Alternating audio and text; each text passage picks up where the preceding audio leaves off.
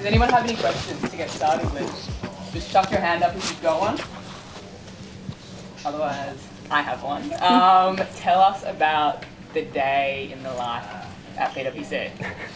Jack, you go first. Yeah, that's always a consultant's kind of nightmare question, right? Because every day is different. There's a lot of variety in the type of project work you do, but also every day is kind of dependent on what you need to get done for the day. I'm sure you might have heard it before, but the daily stand-up that we have in the mornings is kind of a good way for us to talk with our clients and kind of align on what we need to get done for the day, and then from there we'll kind of make sure we put together a list of what we need to get done and when. So the day is really kind of dependent on goals and deliverables, whether that is daily stand-up, but then working through, say recently I was working through process mapping. I went through that for a couple of hours, had lunch, and then had a call with some people in our university engagement stream in Cloud and Digital and kind of worked through some stuff there.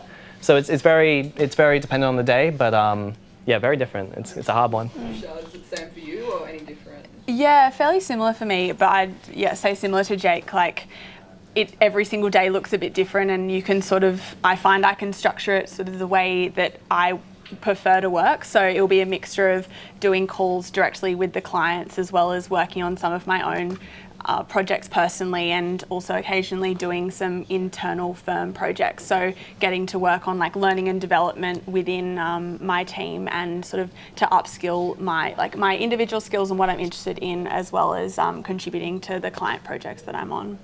Very cool. Any questions yet? I've got a few questions myself, so don't worry, but chuck your hand up if you've got anything you want to ask them. Yeah? Yeah. Just because we're filming. So, what is the best part you find in this graduate program, and can you show it to us? Yeah, the best part of the graduate program? Yeah, I think for me it's probably the people I met during it.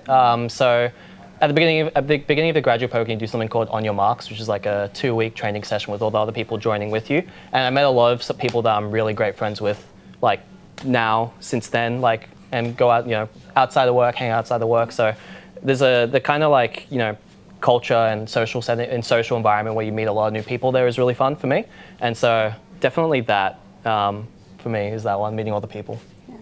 Jake sort of stole my answer, Yep. but other than the people, because I think it's the people that sort of make or break it for me, and I've been fortunate that I get along so well with everyone that I work with. But another thing that sort of I've really enjoyed about the graduate program would be I've had the opportunity to expand and sort of dip my toe in a couple of different areas around the business, around my team. So I initially came into the graduate role in a technical capability, so on sort of a development side of things, but over the last year have been able to sort of try a few different things, and in my case that was design and strategy, and decided that was something I was more aligned to and more interested in, and now do that sort of more fully in a day-to-day role. So it gave me that opportunity to sort of try something new and expand a bit more, and ultimately find something that I really loved and wanted to align myself towards. Alright, no worries. If you could both tell me what is the coolest thing you've worked on and why? I'd say for me, I've been working on a project for a beverages company for the last sort of about 4 or 5 months, and it's been a really, really large scale project in that we're converting a very large company onto a sort of changing from one system to another and building that system for them sort of from scratch right up until the day that we sort of release it into their business and get the employees using it. So seeing that process from start to finish, getting to talk with the clients and understand what their problem is and then how we can address that, to be able to be there right at the start to see it sort of all the way through, was a really interesting experience for me. And now seeing it in production with them using it, it's had such a big impact, which was really exciting, getting really embedded in their business too. Yeah. That's a great answer. Maybe not the coolest one, but the one that's the most important to me, or that I thought was the most important, was the first piece of work I did when I joined the firm was actually over at Kudos Bank Arena, which was the mass vaccination center. So right out of that training, I went on site and we helped stand it up, do all the supply chain work for understanding how those vaccinations get through the center, getting all the people through, and pretty much effectively maximizing how many people we can get vaccinated in a day, as well as like setting up the call center and everything there. So that one was a really, really important piece of work, and it felt really good to be a part of something that was really crucial for Sydney and the state. So I would say probably that one. It's one I won't forget ever, I don't think. It was very hectic. Don't be shy. Yeah. Thank you. I just want to ask, do you guys get the opportunity to travel to the different offices? They mentioned in the previous panel that there's offices even in Newcastle, Darwin, and just all our capital cities. Do you get to learn from other people in those different cities and just travel there? I think you do more traveling than me. You do a lot. So the client I'm working with at the moment is based down in Melbourne. So I've had the opportunity sort of over the last 4 or 5 months to go down there. I think I've been down 5 times now to actually get into their offices and get to work face to face with the client, because it can always be a great opportunity to get in the room with them, do a whiteboarding session, and talk through the details face to face. So I've been really privileged to have the opportunity to go down to Melbourne a few times over the last few months. Yeah, Melbourne is probably the place you'll visit the most, because it's typically dependent on the client and where they're located. So there's a lot of clients in Australia that have headquarters in Melbourne. So I've went down there a few times for projects such as NAB, and also the same beverages company that you were on. But also, I think upcoming there are opportunities like, say, Perth. I think the client I'm with now has sites located in Perth, Melbourne, and Sydney, and they've acknowledged that Perth will require an in-person presence for a couple of weeks, so there's a good chance we'll be flying down for that. So it's a bit dependent on the clients that you work with and where they're located, but yeah, usually. I feel like it's a good opportunity as well to point out, because we've got that work from anywhere Yes. policy, which I've not done myself, but I think in Australia it's super easy to do. But essentially, like any city you're in, if there's a PwC office, it's pretty easy for you to just go and work there. So I know a lot of people, Melbourne usually, but they'll go to Melbourne on a holiday if they don't want to use all their annual leave. So you can just work during the day at the Melbourne office and then do whatever your holiday plans are. Yeah, that's a great call out. Yeah, a personal example from myself is my family is down in Canberra at the moment. So I've done it a few times where I've wanted to go see my family and not drive down on Saturday morning and drive back on Sunday. So I've worked from just in the Canberra office for sort of the first half of the week, so I can spend a bit more time down there with them before coming back to Sydney. Yeah, it's really good. Yeah. Any others? Yes.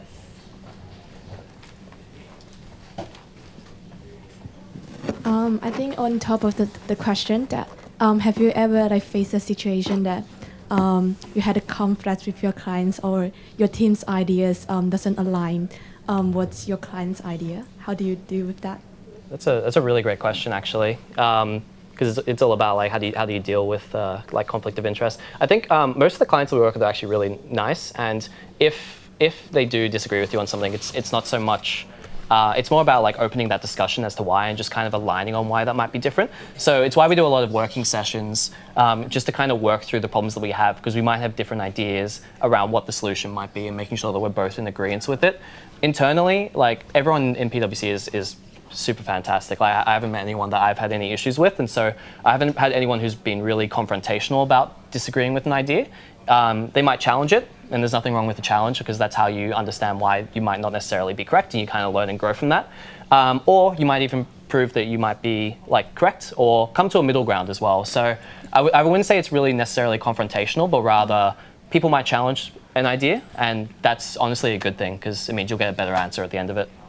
Yeah, no, I completely agree. I think the nature of working in teams, and like I think that's a really core part of what we do at PwC, is you're working with people from different sort of capabilities and different businesses. So the nature of those different opinions coming in is that there will be different ideas out there, and some of those are bound to be conflicting. Mm-hmm. So I think it's more looking at that as a strength than a weakness, because it's taking sort of all those good ideas from the people around you to work out what is the best way. Maybe it's combining a few or picking one, but I think it's something that I come across every single day, both in my internal PwC's team as well as with the client. But you've just got to discuss those things, work it out, and come to a solution that everyone's happy with. Yeah. I think you had a question. Hey guys, how are you? It's good to meet you. So my question is like, I graduated from Macquarie University studying business analytics. So what are the key responsibilities or role are there like for business analyst or business analyst graduate? Like you guys are definitely from IT background, so could you give me some insights? Yeah, do you mind if I jump into this one first? So I actually went to Macquarie as well, so good uni. So business analysts, BA role is actually quite a common role, especially amongst more junior roles before you start to specialize as you develop. My team is half tech, half business, so a lot of the roles I get put on in my earlier jobs have been BA roles. So it's kind of more about aligning what you want to do to the teams that kind of require it, so the more business focused ones. So teams within transformation or maybe the more strategy focused teams would have a bit more of a BA role, whereas the more technical teams might be a bit more around tech strategy or tech implementation, that type of thing. The roles are really diverse because a BA is a very general role. It can be what's effectively needed. I've had stuff to do with RFP development or requirements gathering if it's a bit more of a technical purpose. So it's quite a wide range, and it depends on the type of work you'd be doing. But I would definitely suggest maybe looking towards those more business focused or financial service focused roles if you're interested in kind of pursuing that. And then, there's a lot of opportunities for it within the firm. Yeah, similar to Jake was saying, I've also had the opportunity in my first few months to lean into a BA role and help out on that side of things. And for me, that looked like assisting with handover to developers. So being in a very design-oriented team, we're obviously designing the products, and then we have to translate those designs into, requirement sheets so that the developers can go ahead and build them. So it was looking at how are we going to best translate these designs and write up all the specs, so all the logic that needs to be applied so that the developers can really accurately implement the solutions, and as well as things like scheduling, so using tools such as Jira and Confluence to make sure that all of the tickets and what so we can define for the developers what done looks like. So leaning into those side of things as well was something that I got to do in a BA capability. Cool. Yeah. Thank you for your clarification about the questions that my peers have just asked.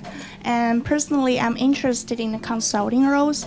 And can I ask something about what's the main duties and requirements about a consultant should do at your company?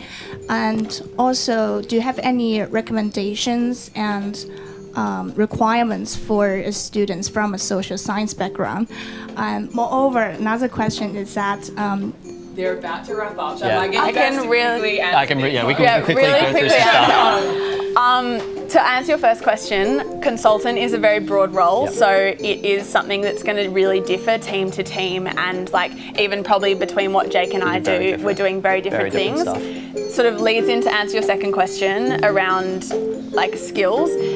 You're not going to be using things you learnt in uni in terms of being quizzed on knowledge. So it's more skills such as teamwork and collaboration and communication that sit across all those roles and are really important going into consulting. Yeah, those soft skills are probably the most crucial thing because they're harder to teach. And if you really develop those soft skills like yourself, you'll be off to an amazing head start because you can learn the more technical stuff as you work, and you'll be surprised at how much you learn in 4 months compared to 3 years of uni. It goes so fast. So getting ahead on those soft skills is a really fantastic way of doing it. Working collaborative communication, those would be the key ones I would call out. Perfect. Gotta wrap it up. Thank you. Thanks, guys.